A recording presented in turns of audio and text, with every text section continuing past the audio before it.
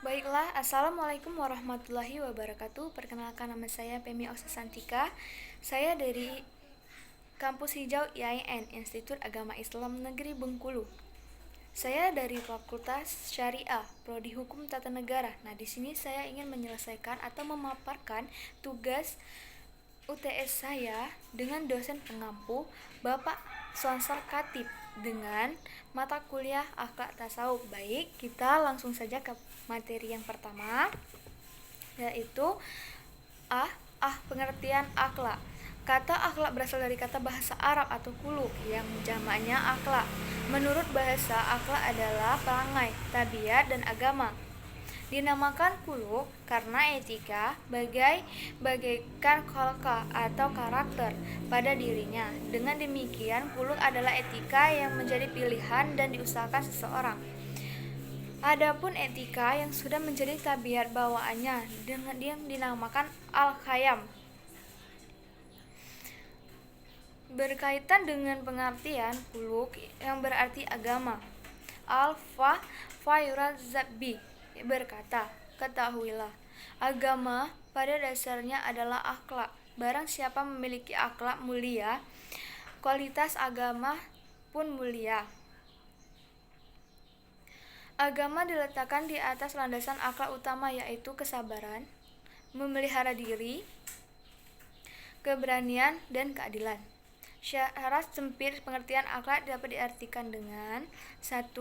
Kumpulan kaidah untuk menempuh jalan yang baik. Yang kedua, sesuai untuk menuju akhlak. Ketiga, pandangan akal tentang kebaikan dan keburukan.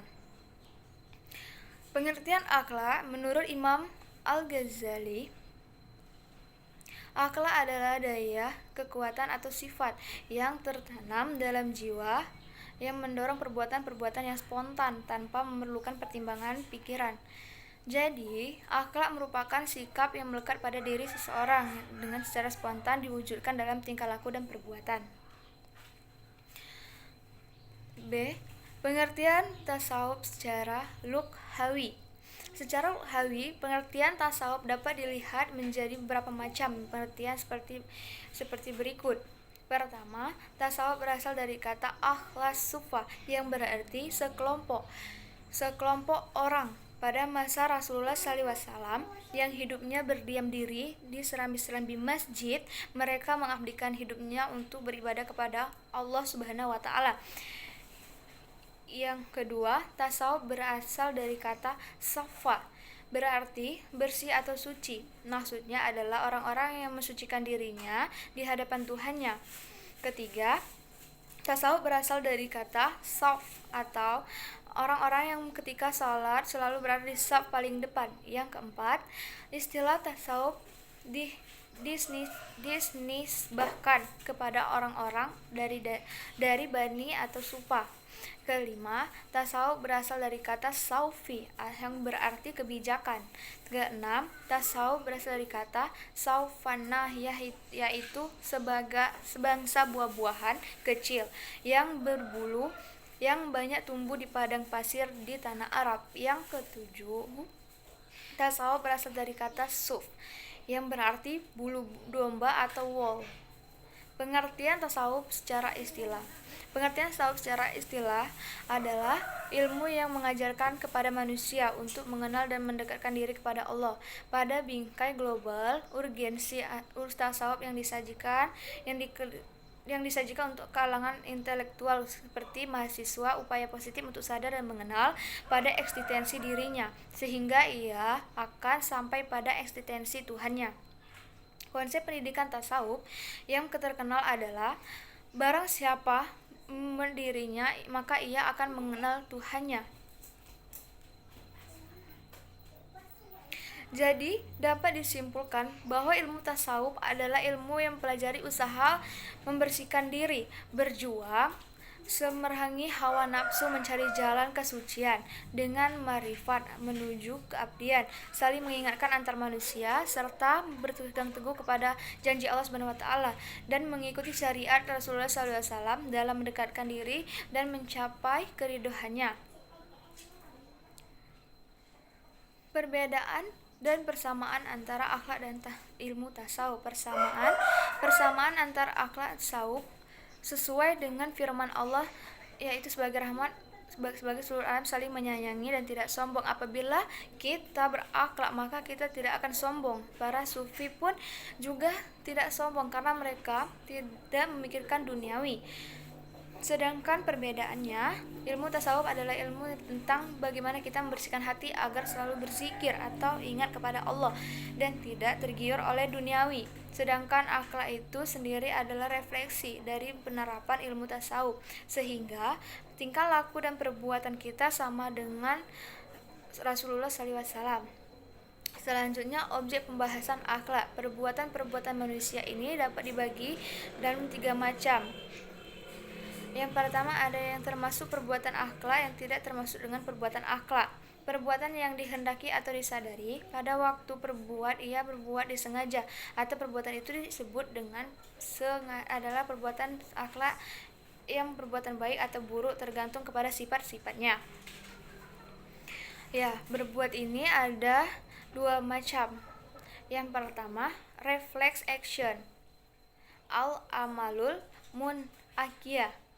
Yang kedua, automatic action, al-amalul aliyah. Selanjutnya, B. Kutipan hadis Nabi Rasulullah diutus untuk menyempurnakan akhlak. Innama mu'idstu liul utamima salihal akhilaki, artinya sesungguhnya aku Rasulullah diutus untuk menyempurnakan akhlak yang baik.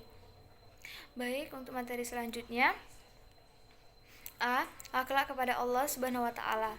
Akhlak kepada Allah Subhanahu wa taala dapat diartikan sebagai sikap atau perbuatan yang seharusnya dilakukan manusia sebagai makhluk kepada Tuhan sebagai akhlak. Sikap atau perbuatan itu memiliki ciri-ciri akhlak sebagaimana latar belakang tadi. Sekurang-kurangnya ada 4 alasan mengapa manusia perlu akhlak pada Allah Subhanahu wa taala.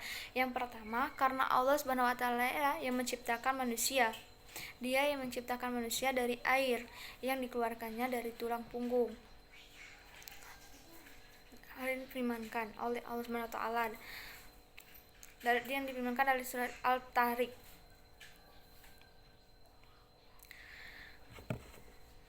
Selanjutnya, beriman kepada Nabi dan Rasul, yaitu berarti kita beriman kepada para Rasul itu sebagai utusan Tuhan untuk umat manusia. Kita mengakui kerasulannya dan menerima semua ajaran yang disampaikannya. Banyak cara yang dilakukan berakhlak pada Rasul SAW, diantaranya adalah sebagai berikut. Yang pertama, mengikuti dan menaati Rasulullah SAW. Dan menaati Rasulullah yang bersifat mutlak bagi orang-orang yang beriman. Karena itu, hal itu menjadi salah satu bagian penting dari akhlak kepada Rasul. Bahkan Allah Subhanahu wa taala akan memberikan menaati Allah dan Rasul ke dalam derajat yang tinggi dan mulia. Hal ini terdapat dengan firman Allah yang artinya, dan barang siapa yang menaati Allah dan Rasul, mereka itu akan bersama-sama dengan orang-orang yang dianugerahi nikmat Allah, yaitu nabi-nabi, orang-orang yang benar, orang-orang yang mati syahid, dan orang-orang yang saleh. Dan mereka itulah teman yang sebaik-baiknya. Quran Surah An-Nisa. Di samping itu, manakala kita telah mengikuti dan menaati Rasul sallallahu alaihi wasallam, Allah Subhanahu wa taala akan mencintai kita, yang membuat kita begitu mudah mendapatkan ampunan dari Allah manakala kita melakukan kesalahan. Yang kedua, mencintai dan memuliakan Rasulullah SAW. Keharusan yang ditunjukkan dalam akhlak yang baik kepada Rasul adalah mencintai beliau setelah kecintaan kita kepada Allah Subhanahu wa taala. Penegasan bahwa urutan kecintaan kepada Rasul setelah kecintaan kepada Allah disebabkan dalam firman Allah yang artinya, katakanlah, jika bapak-bapak, anak-anak, saudara-saudara, istri-istri, keluarga, harta kekayaan yang kamu usahakan, dan perniagaan yang kamu khawatirkan kerugiannya, dan rumah-rumah tempat tinggal yang kamu sukai adalah lebih kamu cintai daripada Allah dan Rasulnya, dan dari berjihad di jalannya, dan tunggulah Allah mendatangkan keputusannya dari Allah, tidak memberi petunjuk kepada orang-orang yang fasik. Yang ketiga, mengucapkan salawat dan salam kepada Rasul dan Salam. Mengucapkan salawat dan salam kepada Nabi Muhammad SAW sebagai tanda ucapan terima kasih dan sukses dalam perjuangannya. Secara harfiah, salawat berasal dari kata syah as-salah yang berarti doa, istighfar, dan rahmat.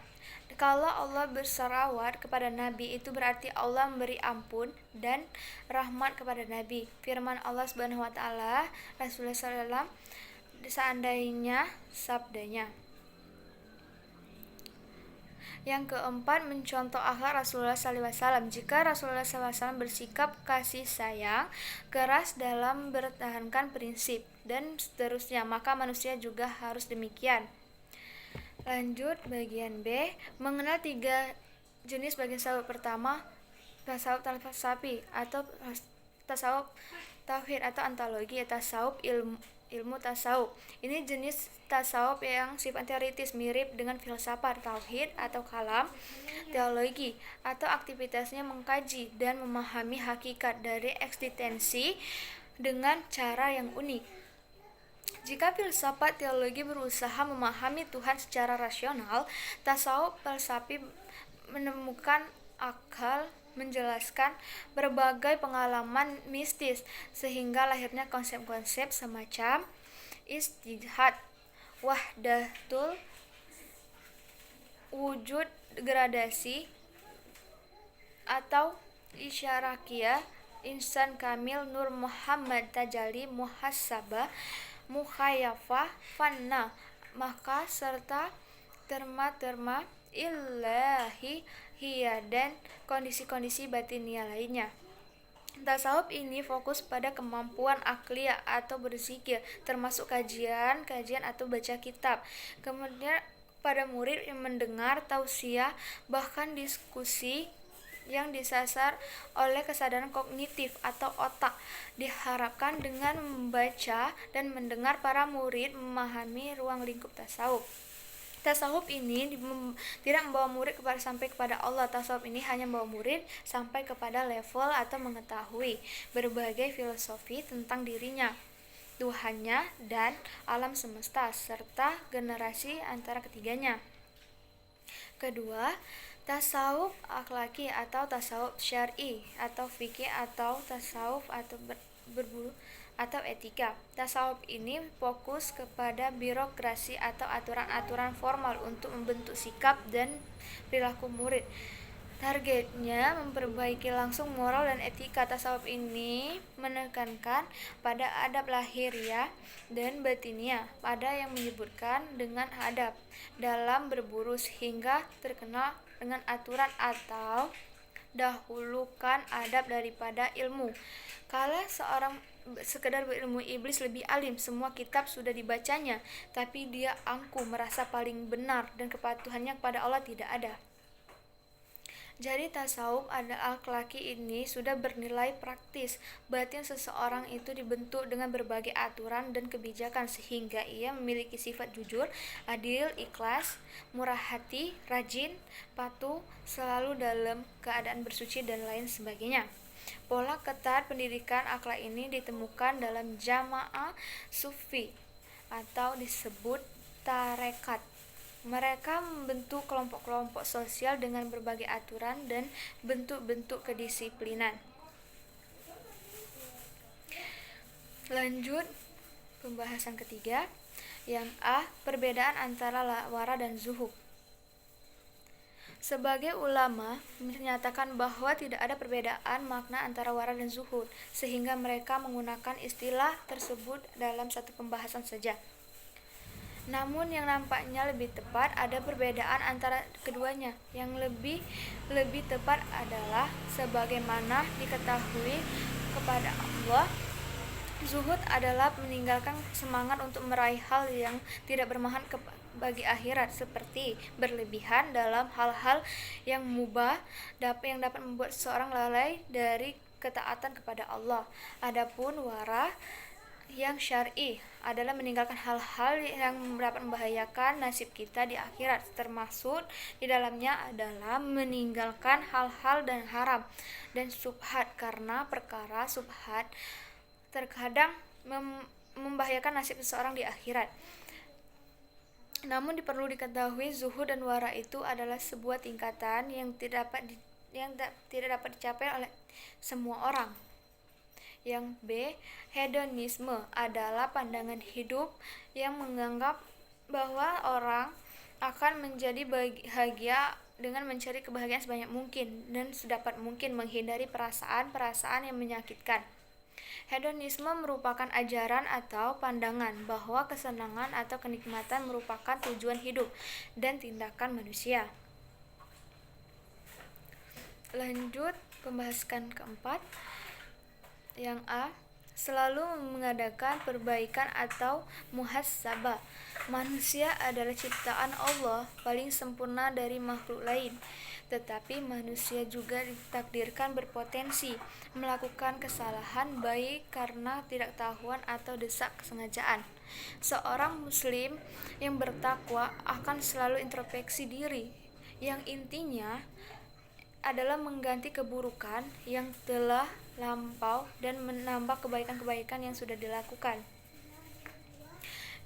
Yang artinya, hai orang-orang yang beriman, bertakwalah kepada Allah dan hendaklah setiap diri memperhatikan apa yang telah diperbuatnya untuk hari esok dan hari akhirat, dan bertakwalah kepada Allah. Sesungguhnya Allah Maha mengetahui apa yang kamu ketahui, apa yang kamu kerjakan. Allah memberikan nikmat tidak sesuai dengan harapan, bisa jadi karena kurang maksimal dalam usaha atau sebentuk ujian peringatan Allah. Allah berikan nikmat yang sesuai harapan atau berlebih, maka Allah menunggu apa yang akan dilakukan oleh hasil itu, insya Allah. Jika kita introspeksi, maka kita akan termasuk orang-orang yang meninggalkan kualitas iman, selalu berpikir positif pada Allah dan pantang untuk putus asa. Kita berdoa kepada Allah agar kita dikuatkan dan dimudahkan dalam bertawakal kepadanya. Di dalam dimensi akhlak tasawuf ada istilah. Yang pertama, istilah sabar. Jika hal yang menimpa diri kita berupa musibah, kesusahan yang mengakhirkan kita kekecewaan dari diri, maka kita seorang muslim, kita diwajibkan untuk bersabar. Dari Suhaib Ar-Rumiyah, ia berkata, Rasulullah SAW bersabda, sungguh mengagumkan urusannya orang mukmin. Mukmin itu semua urusannya menjadi kebaikan untuknya, dan tidak didapati yang demikian itu kecuali pada orang mukmin. Apabila dia mendapatkan kesenangan, dia bersyukur, maka yang demikian itu menjadi kebaikan baginya, dan apabila dia ditimpa keresahan atau kesusahan, ia bersabar, maka yang demikian itu pun menjadi kebaikan untuknya. Sabar bukan berarti hal yang pasif saja. Sabar juga bersifat proaktif, karena sabar terdiri dari 3 hal. Sabar dalam menghadapi musibah, sabar dalam mengerjakan kebaikan, dan sabar dalam kemaksiatan. Jangan pernah menangisi nasi yang telah menjadi bubur, namun berilah bumbu, kecap, kacang, dan kerupuk agar dia bisa menjadi bubur yang lezat. Dan sungguh kesabaran hanya akan menambahkan pahala kebaikan pada diri kita. Seorang hamba yang ditimpa musibah lalu mengucapkan inna lillahi wa inna ilaihi rajiun, bi musibati wa alif li khairan minna, atau sungguhnya kita milik Allah dan kepadanya kita dikembalikan. Ya Allah, berilah aku ganjaran dalam musibahku, dan berilah ganti kepadaku yang lebih baik darinya. Niscaya Allah akan memberi ganjaran padanya dalam musibahnya, dan akan menggantikan yang lebih baik darinya. Yang kedua, tawakal berarti menyandarkan, penyerahan, dan mempercayakan suatu perkara kepada pihak lain.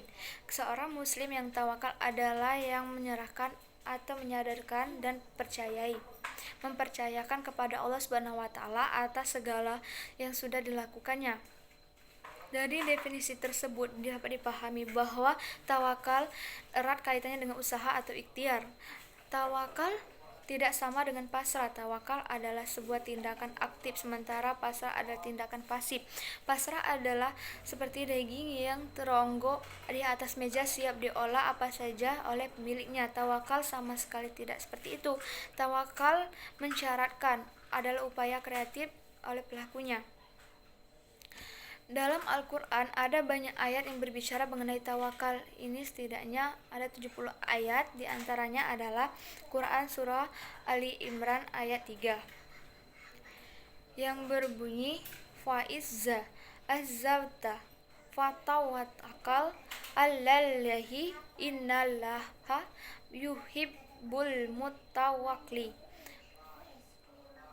Artinya, apabila kamu telah membulatkan tekad, maka bertawakallah kepada Allah. Sesungguhnya Allah menyukai orang-orang yang bertawakal padanya. Ayat tersebut menjelaskan bahwa tawakal dilakukan ketika kita berikhtiar melakukan yang terbaik yang bisa sanggup kita lakukan. Yang ketiga, syukur. Syukur adalah maka hendaklah mereka menyembah Tuhan, hendak pemilik rumah ini yang telah memberi makanan kepada makhluknya untuk menghilangkan lapar dan mengamalkan mereka. Dari keempat, ikhlas. Dari Abu Hurairah radhiyallahu anhu berkata, Nabi SAW telah bersabda, sesungguhnya Allah tidak memandang kepada rupa kalian, juga tidak kepada harta kalian, maka akan tetapi Ia melihat kepada hati dan amal kalian. Ridho artinya rela, puas, dan senang atas ketentuan Allah Subhanahu wa taala. Orang yang berhati ridho pada Allah akan memiliki sikap optimis, lapang dada. Kekuasaan hatinya dari dengki, selalu berprasangka baik, bahkan lebih dari itu, ia senantiasa memandang baik, sempurna, dan penuh hikmat. Sedikitnya Al-Quran dan hadis menyebutkan 4 hal ridho yang diperintahkan dan 2 hal ridho yang dilarang. Ridho yang diperintahkan yaitu pertama, ridho seorang Allah terhadap Allah Subhanahu wa taala sebagai Rabbnya agama Islam sebagai dinnya, dan Nabi Muhammad SAW sebagai rasulnya. Dari Abbas bin Abi Muttalib, Rasulullah SAW bersabda, akan merasakan kelezatan iman orang yang ridho kepada Allah sebagai Rabb-Nya dan Islam sebagai agamanya, serta Muhammad sebagai Nabi dan Rasul-Nya. Hadis riwayat Muslim. Mereka yang ridho kepada Allah, maka Allah akan meridhoi mereka.